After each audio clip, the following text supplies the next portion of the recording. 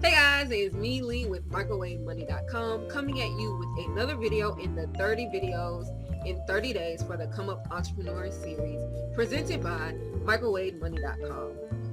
I want to take this moment to thank you so much for all the likes and comments and not so many subscriptions that I've gotten during this process.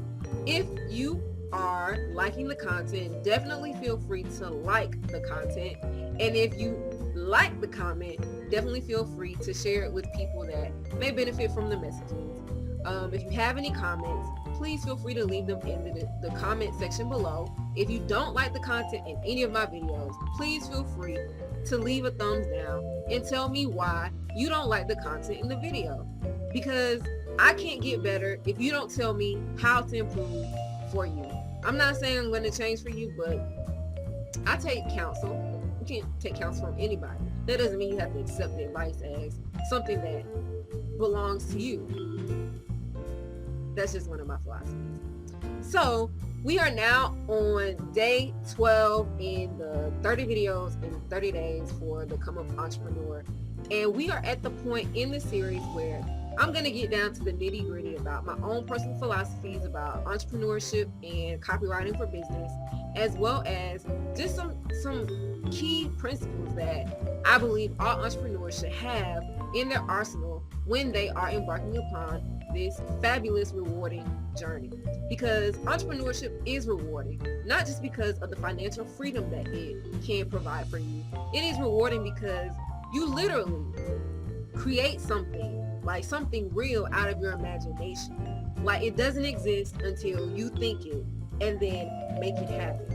In yesterday's video, I talked a little bit about the importance of making a decision. And today I want to talk about the importance of committing to a decision. It's very easy to make a decision. Making decisions, we make decisions all the time. Some of them are minor decisions and some of them are major decisions. Deciding to start a business is a major decision. It's something that you should heavily consider and give a lot of thought and time into considering before you actually decide to start a business. Now, I want to be very, very clear. I don't mean spend the next 10 years of your life thinking about, wondering if you should start a business, because that's a waste of time. That's a waste of your potential. And I know a lot of people who don't believe in potential at the particular point in life, but if you're alive and you're breathing and you don't like where you are in your life, you have the potential to be greater than you are. There is no one among us who is living and able-bodied who has to stay in their current circumstances. There is always a way out of a particular circumstance or a dire circumstance if you apply your mind, if you apply your actions, if you apply your will to it. So with that, committing to the decision to start your business is something that is going to kind of separate you from anybody else who might be doing the exact same thing that you're doing. A lot of entrepreneurs or will-be entrepreneurs get so concerned with oversaturation. And oversaturation is a deception. It's a lie. There are over 7 billion people in the world, and all 7 billion people are not exposed to, number one, what you do, and number two, you. And I'm not saying that your entire audience is 7 billion people, but you only need, honestly, in real life, you only need 100 strong supporters to have a successful business. I don't care who you are.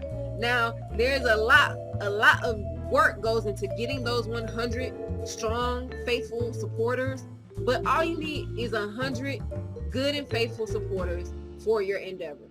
If you are a graphic designer, if you are a photographer, if you are a copywriter, if you make hats, if you make t-shirts, whatever you do, you just need to have 100 great supporters. And what you also need to do is make sure your pricing strategies are aligned with what you are offering to the marketplace, and that you are offering pristine customer service. Customer service is crucial. Now, I have some varying philosophies on what good customer service is, because you cannot offer good customer service to a bad customer.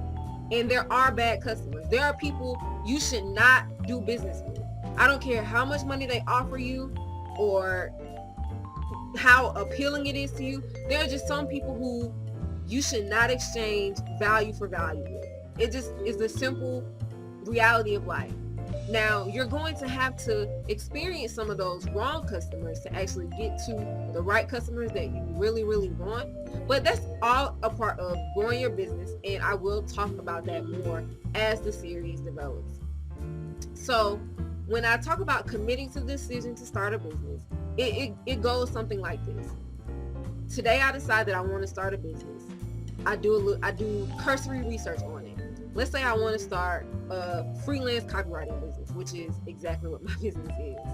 I could spend hours and days and months and years trying to figure out where to find customers, because I already have a very, very strong grasp of the process of copywriting for not only myself, but for other people. And that's fine and well. I did spend a lot of time doing that. The next step is to figure out what other copywriters are doing in their businesses. So I know that an online presence is it's a prerequisite for growing a business online. So I've done that. I did my time. I put together a website and it's up and functioning. So if someone is researching my company, they can find it and they can find out more about my services. That's another part. Figure out what services to offer to people. Now that is like one of the aspects of business that you only can learn by doing. You cannot know what you are capable of offering as a service provider until you actually do it. Because you might go in gung-ho saying, well, I know I can do this for other people because I've done it for myself. And then you get that wrong customer and it's like, whew, this is not worth the headache. The money is okay, but it is not worth dealing with this very, very strange or demanding personality. Not saying that I have in my personal business dealt with strange and demanding personalities, but let's say that I have.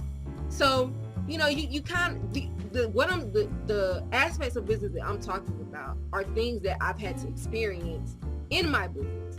Doing research about business doesn't really, you can't research dealing with difficult customers and get the right answer for you in Google. It's just not possible, because the person who is writing about dealing with difficult customers is talking about very, very isolated incidents between their personality and another person's personality. And you might not have the exact same personality. So with that, I do want to caution you about taking my word as gold, because you won't know about dealing with difficult personalities in business until you actually start conducting business. And that's something that you really have to be prepared for. And I don't think a lot of internet gurus kind of set the expectation for the people who are following them. So you think, oh, if I do this and I get customers, then they'll pay me and everything will be hunky-dory. But no, customers have personalities. And when you're working for yourself, bro, it's really, really difficult to temper your personality if you're not accustomed to it. Because if you're working for someone else, there's always protocol, and sometimes you can kind of push that responsibility off on a manager and they can diffuse the situation. But when you're working for yourself and you don't have an employee and you don't have a supervisor, it's on you. So you have to take control of that situation and make that situation work best for you in that particular situation.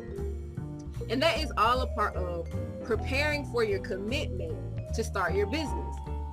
And commitment doesn't mean working feverishly in a business every day without any results.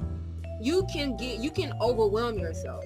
You can get exhausted by committing too much time to your business in the beginning when you don't necessarily know what you're doing. It's very frustrating to want answers and not know where to find the answers.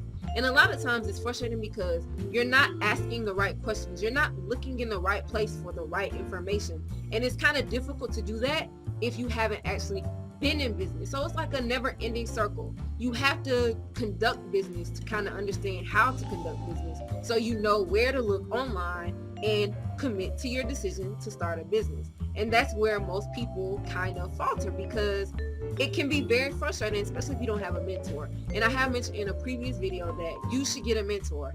I can't tell you where to get a mentor because I don't know you.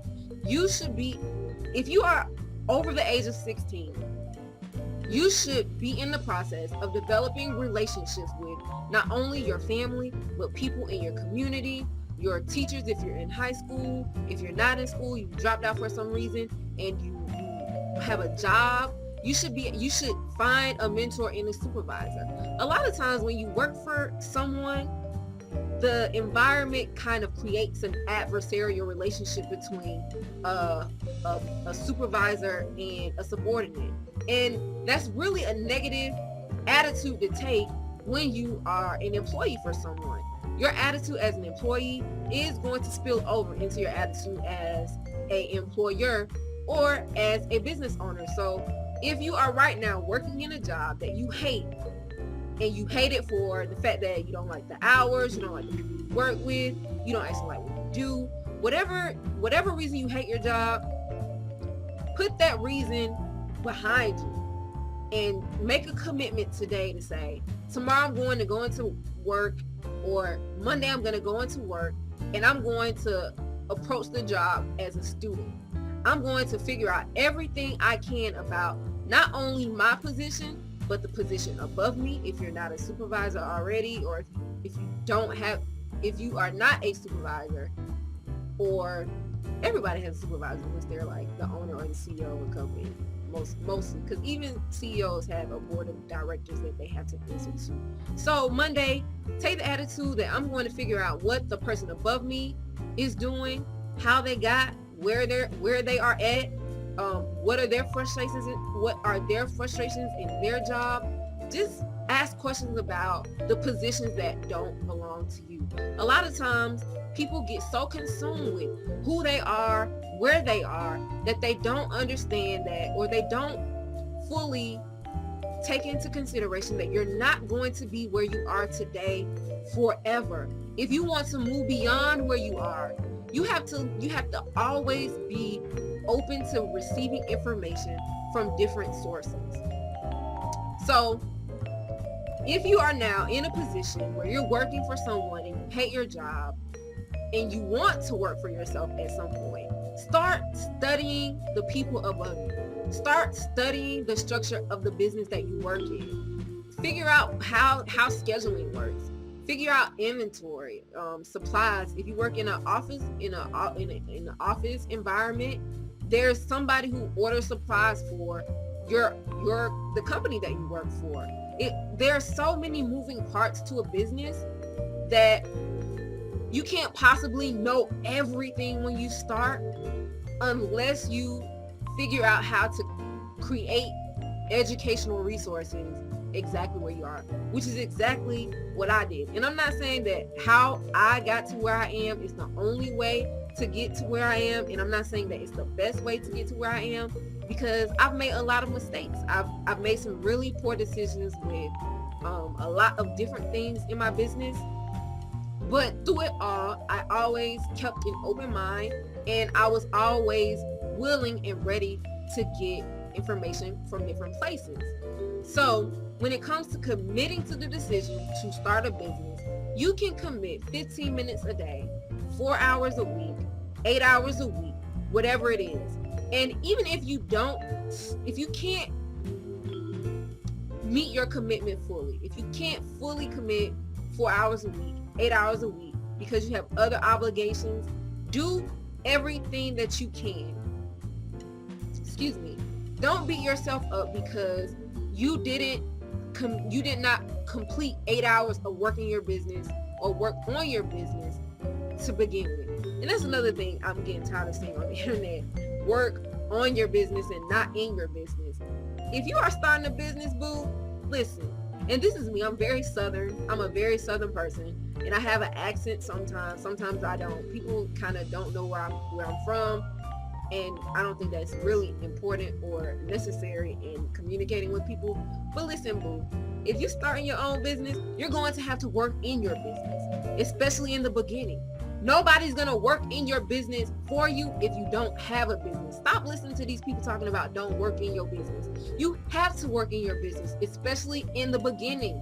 The point is you have to learn more about business so that you can work on your business and not work in your business. Stop letting these people who have been in business for 5 years and you just, or 10 years or 20 years, and you just starting yesterday, tell you that you shouldn't be working in your business. You should be working on your business.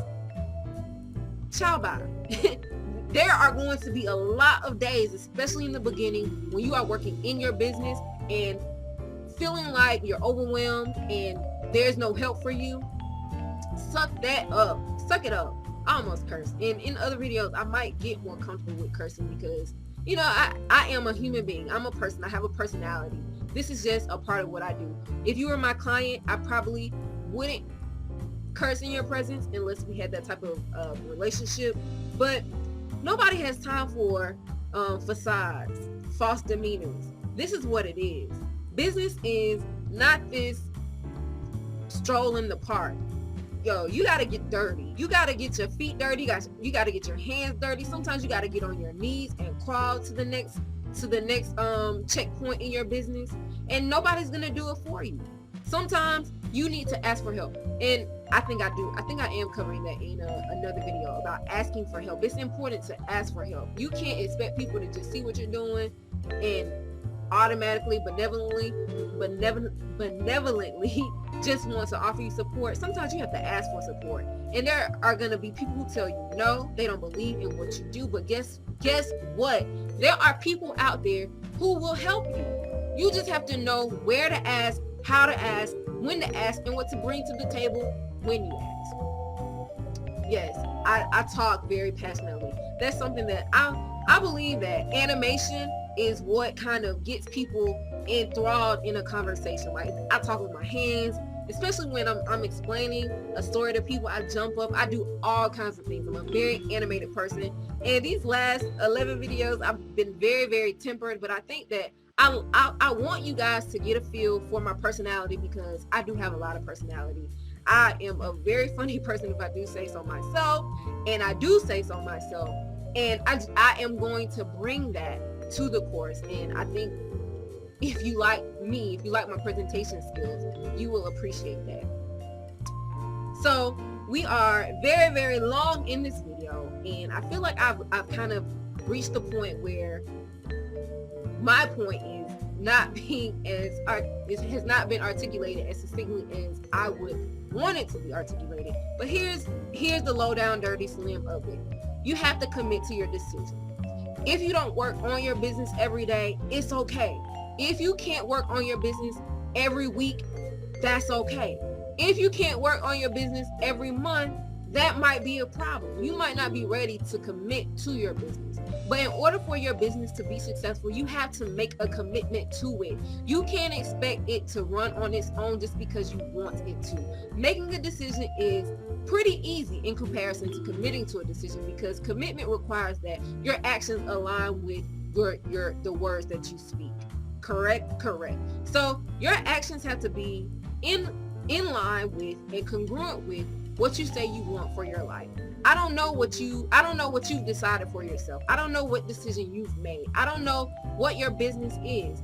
But in order for that to be what you want it to be in the future, you have to stick with it, and you have to stick with it through the long haul. And you don't need a lot of money to commit to a business. If you don't have a lot of money to begin with, guess what? You have to invest a lot of time in your business. That's usually the trade-off. A lot of money, little time. A lot of time, little money. Does that make sense? Like, in an ideal world, in a perfect world, you would have everything you need. Like, everything. No wants, no desires. You have everything you need to be successful. But in the world that we live in, there are going to be deficiencies and inadequacies and lack and in your experiences. Nobody has everything they need or everything they want. It's your job to work to attain that. It's your job to work to learn what you need to attain those, to compensate for those deficiencies. That's your job. That's your job as an aspiring entrepreneur. That's your job as an entrepreneur. That's your job as a human being. Like, nobody can be a human being for you. Nobody can do anything for you except for yourself. And I don't mean people performing acts for you. I mean, nobody can be you for you. You have to be you for yourself, and you have to make a commitment to being a better you and bringing the most to the table that you can. So with that, I'm going to invite you again to take a look in the description box at the links that describe what Write Plan Quick Launch is, as well as my book, Everything You Need to Know to Start Your Business Today, and the introduction video to Write Plan Quick Launch. If you have any comments, questions, or concerns, as always, please leave them in the comment section and leave a thumbs up, subscribe if you would like, and I will see you in tomorrow's video. Bye.